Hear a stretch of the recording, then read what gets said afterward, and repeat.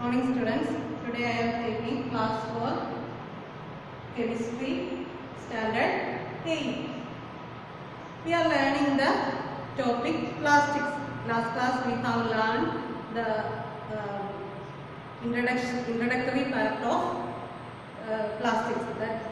There we saw the properties of plastics and some of their uses and the different types of plastic we used. Okay, now we are discussing some special uses of plastics. There, in the last class we see the household things, that the containers, brush, comb and other materials that we use in our home. Next, industrial purpose also we have discussed, because in industry the plastic is used for wrapping many items and plastic bags for covering other products. There are some special uses that you do not know or that we does not discuss in the previous class. That is, in healthcare industry we use plastics for making covering for tablets, then thread for stitching wounds and many instruments used in medical field. Next, a special plastic used for cookwares, that is used in microwave ovens. You know that in microwave ovens that the heat used for cooking does not affect the cookware. Next, a coating material on non-stick cookwares. Do you know the name for that material? The non-stick coating, that is Teflon. Teflon is used as a coating material for cookwares, that does not stick in oil or water. Then fireproof plastic used as uniform for firemen. We discussed this in the previous class, that the thermosetting plastic melamine is used as fireproof cloth for firemen. നമ്മുടെ ഈ പ്ലാസ്റ്റിക്കിന്റെ യൂസസിൽ കുറേ എണ്ണം പറഞ്ഞതാണ് അല്ലേ. House hold things, നമ്മുടെ വീട്ടിൽ രാവിലെ മുതൽ വൈകിട്ട് വരെ ഉപയോഗിക്കുന്ന സാധനങ്ങളുടെ ലിസ്റ്റ് എടുത്താൽ കൂടുതലും എന്തായിരിക്കും? പ്ലാസ്റ്റിക്സ് ഉൽപ്പന്നങ്ങളായിരിക്കും അല്ലേ. അതുപോലെ ഇൻഡസ്ട്രിയിൽ ബാഗ്സ്, പോളിത്തീൻ ബാഗ്സ് പല സാധനങ്ങളും കവർ ചെയ്യാൻ വേണ്ടിയിട്ട് ഉപയോഗിക്കാറുണ്ട്. അതുപോലെ തന്നെ ബോട്ടിൽസ്, ലിക്വിഡ്സ് ഒക്കെ ഒട്ടുമുക്കാലും ലിക്വിഡ്സ് എല്ലാം ഫില്ല് ചെയ്യുന്നത് നമ്മൾ പ്ലാസ്റ്റിക് ബോട്ടിലുകളിലായിരിക്കും, മെഡിസിൻസ് ആയാലും ഒക്കെ. അതുപോലെ തന്നെ ഹെൽത്ത് കെയർ ഇൻഡസ്ട്രിയിൽ സ്പെഷ്യൽ ആയിട്ട് വന്നിരിക്കുന്ന യൂസസ് ആണ് നമ്മൾ സ്റ്റിച്ചിങ്ങിന് ഉപയോഗിക്കുന്ന വൂൺസ്, അതുപോലെ സിറിഞ്ച്, പിന്നെ ടാബ്ലറ്റ്സ് ഒക്കെ പാക്ക് ചെയ്യാനുള്ള കവറുകൾ, അതുപോലെ തന്നെ ഒരുപാട് ഇതൊക്കെ നമ്മുടെ ഗ്ലൂക്കോസ് ബോട്ടിൽസ്, അങ്ങനെയുള്ള സർവ്വ സാധനങ്ങൾ നമ്മൾ ഹെൽത്ത് കെയർ ഇൻഡസ്ട്രിയിൽ ഉപയോഗിക്കുന്നത് നമ്മുടെ പ്ലാസ്റ്റിക് ഉൽപ്പന്നങ്ങളാണ് ഉപയോഗിക്കുന്നത്. അതുപോലെ തന്നെ മൈക്രോവേവ് അവൻസിൽ കുക്കിങ്ങിന് ഉപയോഗിക്കുന്ന കുക്ക് വെയർസ്, നമുക്കറിയാം മൈക്രോവേവ് അവനിൽ നമ്മൾ പ്ലാസ്റ്റിക് മെറ്റീരിയൽസ് ആണ് ഉപയോഗിക്കുന്നതെങ്കിലും അതിലെ ഹീറ്റ് എന്ന് പറയുന്നത് ഈ കുക്ക് വെയർസിന്, അതായത് അതിനകത്ത് ഉപയോഗിക്കുന്ന പാത്രത്തെ അഫക്റ്റ് ചെയ്യുന്നില്ല. അല്ലെ, നമ്മൾ അടുപ്പിലൊക്കെ വെക്കുകയാണെങ്കിൽ ആ ഹീറ്റ് കൊണ്ട് ഒരുങ്ങി പോകത്തില്ലേ. അപ്പോൾ മൈക്രോവേവ് അവനിൽ അങ്ങനെ സംഭവിക്കുന്നില്ല.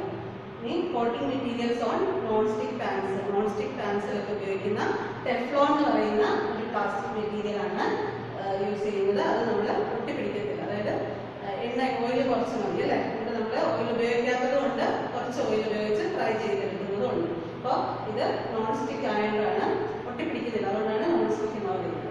Next, fireproof plastic for uniform for firemen. നമ്മൾ പഠിച്ചതാണ് മെലാമിൻ, തെർമോസെറ്റിംഗ് പ്ലാസ്റ്റിക് ആണ് അല്ലേ. അതിൻ്റെ ഒരു യൂസ് ആണ് ഫയർമെൻ ഉപയോഗിക്കുന്നത്. അതായത് അഗ്നി സുരക്ഷ സേനക്കാർ ഉപയോഗിക്കുന്ന ഡ്രസ്, യൂണിഫോം എന്ന് പറയുന്നത് മെലാമിൻ എന്ന് പറയുന്ന പ്ലാസ്റ്റിക് മെറ്റീരിയൽ കൊണ്ട് ഉണ്ടാക്കിയിരിക്കുന്നത്. അപ്പോൾ നമ്മൾ ഈ യൂസസ്, ഒരുപാട് എക്സ്റ്റെൻസീവ് യൂസസ് പ്ലാസ്റ്റിക്കിന്റെ പറഞ്ഞു. അപ്പോൾ ഇങ്ങനെ പ്ലാസ്റ്റിക്സ് ഒരുപാട് ഉപയോഗിക്കുന്നത് കൊണ്ട് there are some problems in our environment. That are the disadvantages of plastics. Plastic cause many health and environmental hazards. Health problems. Which are the health problems?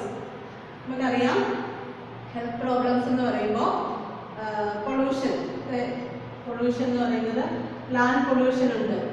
Plastic bags നമ്മൾ careless ആയിട്ട് വലിച്ചെറിയുക അല്ലേ. അപ്പം അതുകൊണ്ട് land pollution ഉണ്ട്. അതുപോലെ തന്നെ burning of plastics causes air pollution. നമ്മൾ plastic കത്തിക്കുമ്പോൾ നമുക്കറിയാം പ്ലാസ്റ്റിക്സ് എന്ന് പറയുന്നത് എന്തിൽ നിന്നാണ് നമ്മൾ പ്രൊഡ്യൂസ് ചെയ്യുന്നത്? പെട്രോളിയത്തിൽ നിന്ന്, നാച്ചുറൽ ഗ്യാസിൽ നിന്നും പ്രൊഡ്യൂസ് ചെയ്യുന്നതാണ് പ്ലാസ്റ്റിക്. അപ്പോൾ ഈ പ്ലാസ്റ്റിക്സ് ഉപയോഗിക്കുമ്പോൾ നമുക്കറിയാം പെട്രോളിയം പ്രോഡക്ട്സ് എല്ലാം കത്തുമ്പോൾ കാർബൺ ഡൈ ഓക്സൈഡും കാർബൺ മോണോക്സൈഡും ഒക്കെ ധാരാളമായിട്ട് റിലീസ് ചെയ്യും. അപ്പോൾ അത് എൻവയൺമെൻറ്റിന്, അതായത് നമ്മൾ ഈ കാർബൺ ഡൈ ഓക്സൈഡും കാർബൺ മോണോക്സൈഡ് എന്ന് പറയുന്നത് പോയിസണസ് ആണ്. അതായത് കംപ്ലീറ്റ് ബേണിംഗ് നടക്കാതെ റിലീസ് ചെയ്യുന്നതാണ് കാർബൺ മോണോക്സൈഡ്. അപ്പോൾ അത് നമുക്ക് പോയിസണസ് ആണ്. നമ്മൾ ബ്രീത്ത് ചെയ്താൽ, അതായത് ഒരു അടച്ചിട്ട മുറിയിൽ ഇരുന്ന് നമ്മൾ കാർബൺ മോണോക്സൈഡ് ബ്രീത്ത് ചെയ്യുകയാണെങ്കിൽ ആള് മരിച്ചു പോകാനായിട്ടുള്ള ചാൻസ് വരുന്നതാണ്.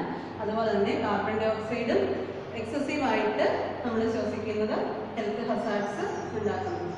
ഇനി മറ്റുള്ള ഹെൽത്ത് പ്രോബ്ലംസ് ആണ് പറയുന്നത്. Monomers of plastic cos cancer. അതായത് മോണോമർ, നമുക്കറിയാം പ്ലാസ്റ്റിക് എന്ന് പറയുന്നത് പോളിമറാണ് അല്ലേ.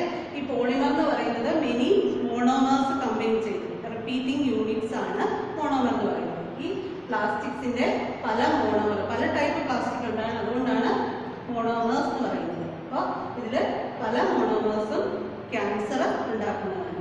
അതുപോലെ തന്നെയാണ് നമ്മൾ നൈലോൺ ക്ലോത്തിന്റെ ബെൻസീൻ എന്ന് പറയുന്ന മോണോമർ കമ്പൈൻ ചെയ്താണ് നൈലോൺ ഉണ്ടാകുന്നത്. അപ്പോൾ ആ ബെൻസീൻ എന്ന് പറയുന്നതും എന്താണ് ക്യാൻസറിനെ ഒരു കോസാണ്. അതുപോലെ തന്നെ ഡിസ്പോസൽ ഓഫ് പ്ലാസ്റ്റിക് ബാഗ് എന്ന് പറഞ്ഞാൽ നമ്മൾ പ്ലാസ്റ്റിക് ബാഗ്സ് കളയുക അല്ലേ, നശിപ്പിക്കുക എന്ന് പറയുന്നത് ഏറ്റവും വലിയൊരു എൻവയൺമെന്റൽ ഹസാർഡാണ്. നമ്മൾ എന്താ ചെയ്യുന്നത്? Throw the plastic bags carelessly, അതായത് കെയർലെസ് ആയിട്ട് നമ്മൾ വലിച്ചെറിയുമ്പോൾ എന്ത് ചെയ്യും? Sometimes it may eaten by animals അത് തിന്നാൽ that chokes their respiratory system. അവരുടെ റെസ്പിറേറ്ററി സിസ്റ്റത്തിൽ കുടുങ്ങിയിട്ട് ലൈനിങ് ഇൻ സ്റ്റൊമക്കിൽ അത് അടിഞ്ഞു വന്നിട്ട് എന്ത് ചെയ്യും? ദാറ്റ് കോസ് ദെയർ ഡെത്ത്, അവരുടെ മരണം വരെ സംഭവിക്കാനുള്ള കാരണമാണ്. അതുപോലെ തന്നെ ക്ലോഗിങ് ഓഫ് ഡ്രെയിൻസ്, അതായത് നമ്മുടെ ഡ്രെയിനേജ് സിസ്റ്റത്തിൽ അഴുക്ക് വെള്ളം ഒഴുകി പോകുന്നത് തടയും. അപ്പോൾ മണ്ണിനകത്താണെങ്കിലും അല്ലെങ്കിൽ ഏതെങ്കിലും ഡ്രെയിനേജ് പൈപ്പിലാണെങ്കിലും പ്ലാസ്റ്റിക് ബാഗ് കുടുങ്ങിയാൽ അത് ഒഴുകി പോകാതെ അവിടെ ബ്ലോക്ക് ചെയ്യുകയും ആ ഡ്രെയിനേജ് സിസ്റ്റത്തെ തന്നെ തകരാറിലാക്കുകയും ചെയ്യും. അപ്പോൾ നോക്കുക, ഈ പ്രോബ്ലംസ് ഒക്കെ ഉണ്ടാകുന്നത് എന്തുകൊണ്ടാണ്? നമ്മൾ എക്സസീവായിട്ട് പ്ലാസ്റ്റിക് യൂസ് ചെയ്യുന്നതുകൊണ്ടാണ്. അപ്പോൾ what are the remedial measures for this? ഇതിന് വേണ്ടിയിട്ടുള്ള റെമഡിയൽ മെഷേഴ്സ് എന്തൊക്കെയാണ്? ഇത് കുറയ്ക്കാൻ വേണ്ടി നമ്മൾ എന്തൊക്കെ ചെയ്യണം? അപ്പോൾ അതിന് വേണ്ടിയിട്ടുണ്ട് പറയുന്നത് 5R principle. What is 5R principle? There are 5 words starting with R. That is reduce, reuse, recycle, recover and refuse. First one, reduce. We reduce the use of plastic. That means we reduce the use of plastic. Reduce means minimize. അതായത് നമ്മൾ plastic ബാഗ്സിന്റെ ഉപയോഗം കുറയ്ക്കുക. അതായത് നമുക്ക് അതിനുവേണ്ടി ചെയ്യാൻ പറ്റും. എന്തൊക്കെ ചെയ്യാൻ പറ്റും? നമുക്ക് പ്ലാസ്റ്റിക് ബാഗ്സിന് പകരം bags made of cloth or jute can be used. Jute കൊണ്ടോ കോട്ടൺ കൊണ്ടോ ഉള്ള ക്ലോത്ത് ബാഗ്സ് പ്ലാസ്റ്റിക്കിന് പകരം ഉപയോഗിക്കാം. അതുപോലെ തന്നെ പ്ലാസ്റ്റിക് വെസൽസിന് പകരം സ്റ്റീൽ വെസൽസ് ഉപയോഗിക്കാം. അത് കുറേ കാലം ഉപയോഗിക്കുകയും ചെയ്യാം. ഇനി reuse means we use the same plastic again and again. വീണ്ടും യൂസ് ചെയ്യുക. അതായത് നമുക്ക് വീണ്ടും ഉപയോഗിക്കാൻ പറ്റുന്ന കവറുകളൊക്കെ ആണെങ്കിലും നമ്മുടെ വീട്ടിലുള്ള കവറുകൾ കൊണ്ട് കടയിൽ പോയിട്ട് സാധനങ്ങൾ വാങ്ങാം. അപ്പോൾ അങ്ങനെയൊക്കെ ചെയ്യുമ്പോൾ റീയൂസ് എന്ന് പറയുന്നു. Recycle mean plastic waste should be recycled. നമുക്കറിയാം തെർമോ പ്ലാസ്റ്റിക്സ് എന്ന് പറയുന്നത് നമുക്ക് വീണ്ടും മൗൾഡ് ചെയ്യാൻ പറ്റും. കാരണം ഹീറ്റ് ചെയ്യുമ്പോൾ ബെൻഡ് ചെയ്ത് നമുക്ക് റീമൗൾഡ് ചെയ്യാൻ പറ്റും. അതുകൊണ്ട് recycle plastic waste, then recover. നമ്മൾ ഈ 3 കാര്യങ്ങൾ ചെയ്യുമ്പോൾ നമുക്ക് എന്ത് ചെയ്യാൻ പറ്റും? ഇതിൽ നിന്ന് റിക്കവർ ചെയ്യുക. അതായത് ഈ പ്ലാസ്റ്റിക് എന്ന് പറയുന്ന എക്സ്റ്റെൻസീവ് യൂസ് എന്ന് പറയുന്ന ആ ഒരു ട്രെൻഡ് നമ്മൾ അതിൽ നിന്ന് റിക്കവർ ചെയ്യുക. Next refuse. നമ്മൾ ഈ കാര്യങ്ങളൊക്കെ ചെയ്താലും നമുക്ക് ആരെങ്കിലും പ്ലാസ്റ്റിക്സ് ഗിഫ്റ്റ് തരികയാണെങ്കിൽ നമ്മൾ റെഫ്യൂസ് ചെയ്യുക. ഇതാണ് 5R പ്രിൻസിപ്പിൾ എന്ന് പറയുന്നത് കൊണ്ട് ഉദ്ദേശിക്കുന്നത്. Have you understood? ഇത് പറഞ്ഞതൊക്കെ മനസ്സിലായോ? ഇവിടെ പ്ലാസ്റ്റിക്കിന്റെ യൂസസ്, സം സ്പെഷ്യൽ യൂസസ് പറഞ്ഞു, ഡിസഡ്വാൻറ്റേജസ് പറഞ്ഞു, റെമഡിയൽ മെഷേഴ്സ് പറഞ്ഞു. Okay, now this chapter is over. The next chapter will be beginning next class. Okay, thank you.